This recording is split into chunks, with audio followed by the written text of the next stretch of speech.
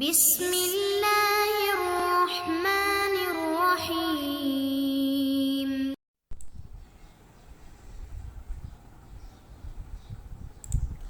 اعوذ باللہ من الشیطان الرجیم، بسم اللہ الرحمن الرحیم، وبہ نستعین۔ الحمدللہ ہماری گفتگو کفایت الاصول کے حصے سوم میں ہے اور مقصد ثامن میں جو کہ تعارض ادلہ و امارات کے بارے میں تھا۔ تو انہوں نے فرمایا تھا کہ جب ادلہ آپس میں تعارض رکھتے ہیں تو وہاں پر کچھ مرجحات ذکر کی گئی ہیں، ان مرجحات کا بھی ہم سہارا لے سکتے ہیں۔ آج کی فصل میں یہ فرمانا چاہتے ہیں کہ وہ چیز جو بعنوان مرجح اخبار میں بیان نہیں کی گئی ہے، یعنی اس کا ذکر اس لسٹ میں، اس فہرست میں نہیں ہے، لیکن پھر بھی کیا وہ مرجح ہو سکتی ہے یا وہ مرجح نہیں ہو سکتی۔ مثلا ہم یہ دیکھتے ہیں کہ ہماری خبر جو دوسری کے ساتھ تعارض کر رہی ہے، کسی ایسی چیز کے ساتھ موافقت رکھتی ہے جو ظن کا سبب نہیں بنتی ہے، لیکن تھوڑا بہت ظن نوئی کا سبب نہیں بنتی، لیکن تھوڑا بہت بہرحال وہ ترجیح دے سکتی ہے، تو کیا ہم اس کو بھی مرجح مانیں گے یا مرجح نہیں مانیں گے؟ مثلا یا تو ہم کہیں کہ بھائی وہاں پر ترجیح دینا ضروری ہے اگر ہم تخییر کے قائل نہیں ہوئے، اور اگر ہم تخییر کے قائل ہو گئے تو پھر تو دوسرا مقدمہ مد نظر رکھنا ہوگا کہ آیا ہم تعدی کر سکتے ہیں یا تعدی نہیں کر سکتے، کس سے؟ مرجحات منصوصہ سے۔ اگر ہم تعدی کے بھی قائل نہیں ہوئے تو پھر تو ہم تخییر کی طرف جائیں گے، یا ہم یوں کہیں گے کہ بھائی یہاں پر ترجیح دے سکتے ہیں غیر منصوصہ میں بھی، اگرچہ وہ روایات میں ان کا ذکر نہیں ہوا ہے۔ کیوں؟ اس لیے کہ ایک قاعدہ ہمارے سامنے ہے کہ ہر وہ چیز جو کسی دلیل کے قوی ہونے کا سبب بنے تو ہم اس میں اقوی دلیل کو لیں گے، دوسرے کو چھوڑ دیں گے۔ تو اب اس میں بہرحال مصنف صاحب گویا کہ ان دونوں مقدموں میں لزوم ترجیح اور قاعدے والی بات میں اعتراض کرتے ہیں، وہ گویا کہ اس سے مطمئن نہیں ہے۔ تو پھر مشکل ہے کہ ہم کہیں کہ ہم اس قسم کی چیز سے جو ہے کیا ہے جناب ترجیح دیں گے خبر کو۔ پھر فرماتے ہیں کہ اگر کسی خبر کے مطابق کوئی استصحاب وغیرہ ہو تو کہتے ہیں ممکن ہے کہ پھر ہم استصحاب جس خبر کی حمایت کرتا ہے اس خبر کو لے لیں۔ اچھا، اگر کوئی خبر قیاس کے مطابق ہے تو اس خبر کو لیں گے یا نہیں؟ فرماتے ہیں قیاس کو تو ہم مانتے ہی نہیں ہیں، تو قیاس کو مرجح قرار دینا ہمارے نظر میں مشکل ہے۔ پھر بعض کہتے ہیں کہ بھائی وہ تو قیاس کو فقہ میں جو ہے کیا ہے استعمال کرنا منع ہے، یہ تو علم اصول ہے، اس میں تو ہم اس کو استعمال کر سکتے ہیں۔ پھر اس میں بعض کہتے ہیں جب ہم فروعی مسائل میں قیاس سے اجتناب کرتے ہیں تو یہاں بطریق اولا اجتناب کریں گے۔ اب یہ ہم چلتے ہیں موافقت الخبر، کہتے ہیں کہ ہماری ایک خبر متعارضین میں سے موافق ہے لما، ایک ایسی چیز کے ساتھ یوجب الظن، جو چیز سبب بنتی ہے ظن کا، بے مضمون ہی، اس خبر کے مضمون کے ظن میں یہ مددگار ہے، ولو نوعاً، اگرچہ وہ ظن شخصی نہ ہو، ظن نوعی ہو، من المرجحات فی الجملہ۔ فرماتے ہیں من المرجحات، یہ خبر ہے کس کی؟ موافقت الخبر من المرجحات، یعنی اگر ہماری خبر کسی کے موافق ہے تو یہ بھی مرجحات میں سے ہے، لیکن ہم اس کو فی الجملہ یعنی فی الحال اس کو ہم مجمل مرجحات میں سے مانتے ہیں، بناء علی، گویا کہ دو چیزوں پر بنا رکھتے ہوئے۔ پہلی چیز یہ ہے لزوم ترجیح، لازمی ہے کہ ہم اس خبر کو ترجیح دیں اور ہم تخییر کے قائل نہ ہوں۔ بس جب ہم تخییر کے قائل نہیں ہوں گے تو ترجیح دیں گے اس موافقت کی وجہ سے۔ اور دوسرا مقدمہ یہ ہے کہ جناب لو قیل بتعدی ہو، اگر ہم قائل ہو جائیں کس کے؟ تعدی کے، یا ہم یوں کہیں کہ بھائی ہم ترجیح دیں گے اور ہم تعدی کے بھی قائل ہو جائیں کس سے ان المرجحات المنصوصہ، تو ہم اس سے خبر کو جو موافق ہے اس کو مقدم مانیں گے۔ اوکیل، یہ دوسرا قاعدہ، یا یوں کہیں کہ دوسری چیز جس کے ہم قائل ہوں گے تو پھر ترجیح دیں گے اس خبر کو جو موافقت رکھتی ہے۔ لوقیل بدخول ہی، اگر ہم قائل ہو جائیں کہ جناب یہ داخل ہے کون سی، یہ مرجح فی القاعدۃ المجمع علیہا، اس قاعدے میں جس پر اجماع کیا گیا ہے، کما دعی، جیسے کہ یہ دعویٰ بھی کی گئی ہے، وہی وہ قاعدہ کیا ہے، لزوم العمل باقوی الدلیلین، ضروری ہے کہ ہم عمل کریں دو دلیلوں میں سے جو زیادہ قوی تر ہے۔ اب یہ تو گویا کہ کسی کا نظریہ مستقل سامنے نہیں ہے کہ یہ کس کا نظریہ ہے، لیکن مصنف صاحب فرماتے ہیں وقد عرفت، آپ پہچان چکے کیا، ان تعدی محل نظر، بھائی مرجحات منصوصہ سے غیر کی طرف تعدی کرنا اس میں اعتراض ہے، بل منع، بلکہ ہم اس کو منع کرتے ہیں کہ اس قسم کے جو ہے کیا ہے آپ تعدی نہیں کر سکتے۔ باقی جو دوسری بات آپ نے قاعدے والی کی، وَإِنَّ ظَاهِرَ مِنَ الْقَاعِدَةِ، قاعدے سے بھی جو چیز ظاہر ہوتی ہے وہ یہ چیز ہے، مَا كَانَ الْأَقْوَائِيَّةُ مِنْ حَيْثُ الدَّلِيلِيَّةِ وَالْكَشْفِيَّةِ،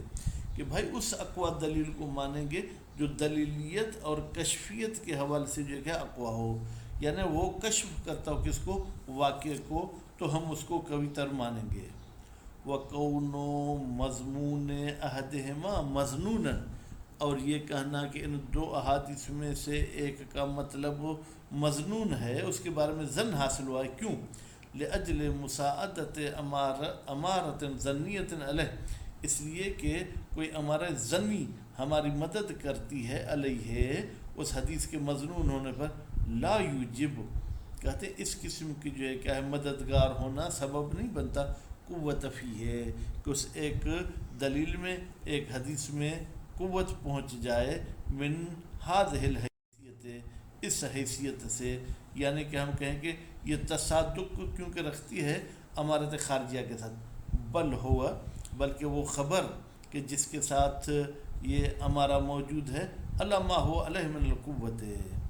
فرماتے ہیں وہ اپنے اصلی حالت پر، اپنی اصلی طاقت پر موجود ہے، لولا مساعدتها،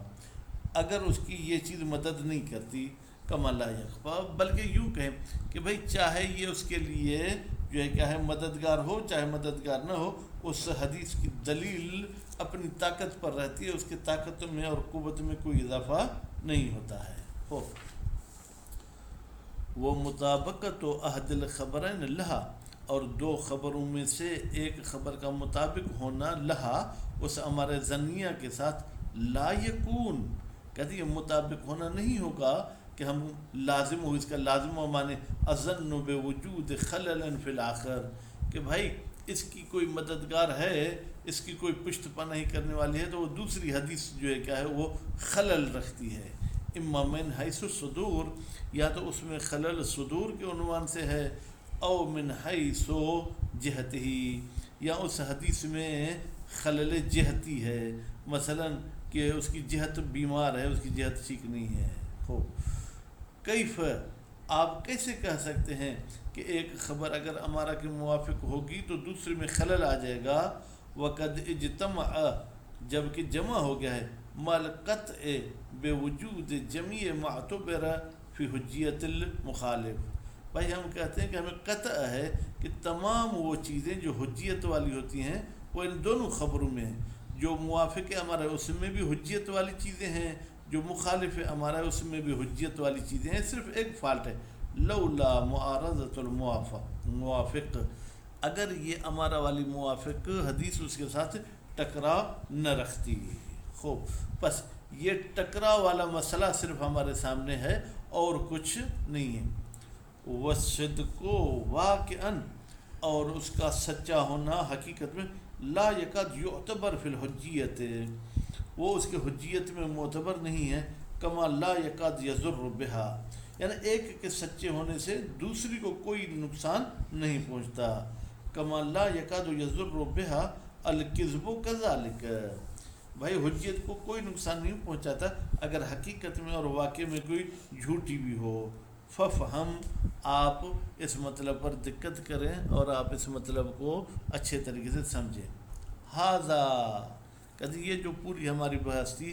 حال الامارۃ الغیر المعتبرہ، یہ اس امارہ کا حال ہے جو معتبر نہیں ہوتی. کیوں معتبر نہیں ہوتی؟ لعدم الدلیل علی اعتبارها، اس لیے کہ اس امارہ کے معتبر ہونے پر کوئی ہمارے پاس دلیل نہیں ہے.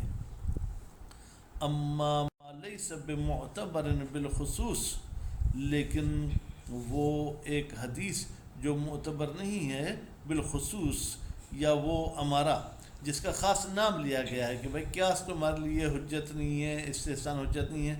لاجل الدلیل علی عدم اعتبارہ، اس لیے کہ ہمارے پاس دلیل موجود ہے کہ بھائی یہ ہمارا معتبر نہیں ہے بالخصوص، خاص اس کا نام لیا گیا ہے. کل قیاس، جیسے قیاس ہے، فہو وان کان، اگرچہ یہ قیاس بھی ہو سکتا ہے مرجح غیر معتبر، ٹھیک ہے، لعدم الدلیل، اس لیے کہ ہمارے پاس کوئی دلیل نہیں ہے، بحسب ما یقتضی ترجیح بہ، بھائی جب ہمارے معتبرہ کے ترجیح ہونے پر بھی کوئی دلیل نہیں تو اس پر بھی کوئی دلیل نہیں ہے من الاخبار، احادیث میں سے.